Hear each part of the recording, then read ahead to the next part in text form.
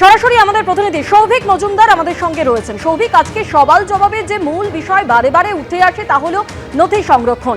একদিকে তৃণমূল কংগ্রেসের তরফে যে দাবি করা হয় যে গোপনীয় রাজনৈতিক নথি সংরক্ষণ করা হোক, কিন্তু ইডির তরফে যে কথা বলা হচ্ছে যে নথি তারা বাজেয়াপ্তই করেনি সেই নথি তারা কিভাবে সংরক্ষণ করবে। দেখো, এটাই কিন্তু আজকে ইডির তরফ থেকে বা কেন্দ্রীয় সরকারের তরফ থেকে মূল যুক্তি ছিল যে তারা 8ই জানুয়ারি শুনানির সময়, 8ই জানুয়ারি তল্লাশির সময় প্রতীক জৈনের বাড়ি থেকে এবং তার পাশাপাশি সল্টলেকে আইপ্যাকের অফিস থেকে এই দুটি জায়গা থেকে তারা কোনো ধরনের নথি বাজেয়াপ্ত করেননি এবং তারা যে নথি সংগ্রহ করেছিলেন সেই সমস্ত কিছু মাননীয় মুখ্যমন্ত্রী মমতা বন্দ্যোপাধ্যায় তিনি ঘটনাস্থলে উপস্থিত হয়ে ছিনিয়ে নিয়ে গেছেন। ফলে এই গোটা ঘটনার ক্ষেত্রে কোনো ধরনের নথি ইডি বাজেয়াপ্ত করেননি। ফলে যেটা তারা বাজেয়াপ্ত করেননি সেটা তারা কিভাবে সংরক্ষণ করবেন, সেটা তারা কেন সংরক্ষণ করবেন এবং সেটা তারা কোথায় সংরক্ষণ করবেন, এই প্রশ্ন ইডির তরফের আইনজীবীরা তুলেছেন।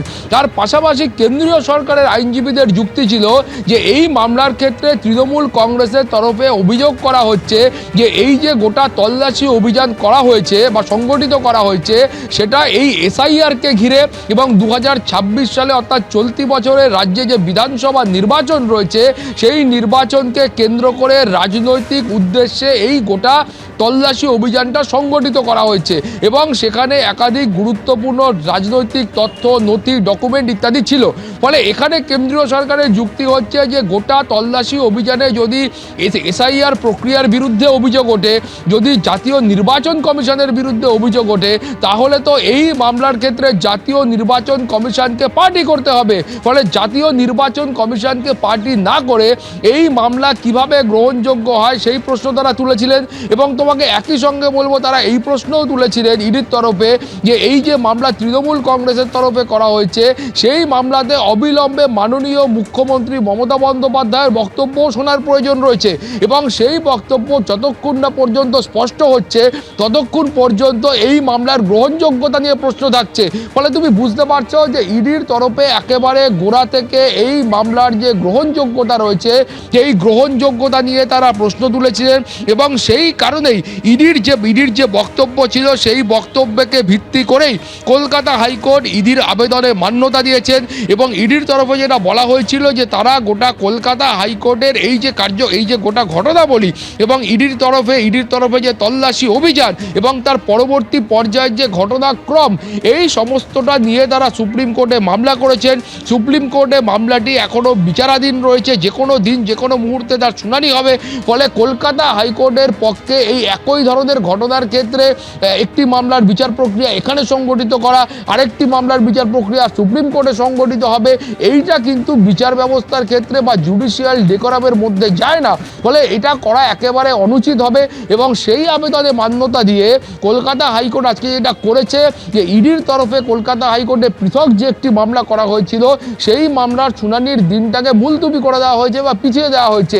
কলকাতা হাইকোর্ট দেখতে চাইছেন যে সুপ্রিম কোর্টের তরফ থেকে কি নির্দেশ দেওয়া হয়, সেখান থেকে নির্দেশ দেওয়া হলে বা সেখান থেকে যা সিদ্ধান্ত হবে সেই সিদ্ধান্তের ওপরই কিন্তু কলকাতা হাইকোর্টে ইডির যে মামলা রয়েছে তার ভবিষ্যৎ নির্ভর করবে। ধন্যবাদ সোনালী।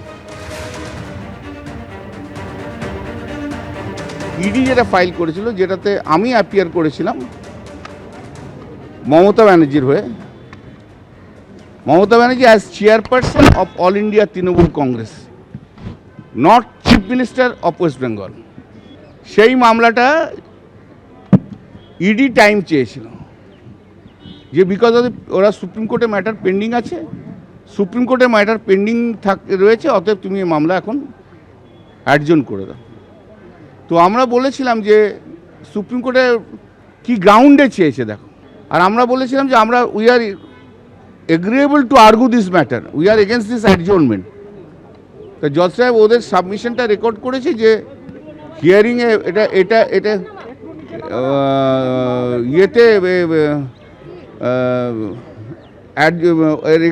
রেকর্ড করেছে যে সেন্টার মানে ইডি অ্যাডজর্নমেন্ট চেয়েছে এবং আমরা মামলা করতে চেয়েছি, কিন্তু যেহেতু ইডি অ্যাডজর্নমেন্ট চেয়েছে সেই জন্য মামলা অ্যাডজর্ন করা হলো।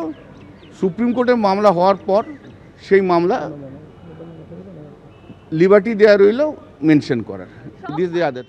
এবিপি আনন্দ, এগিয়ে থাকে, এগিয়ে রাখে।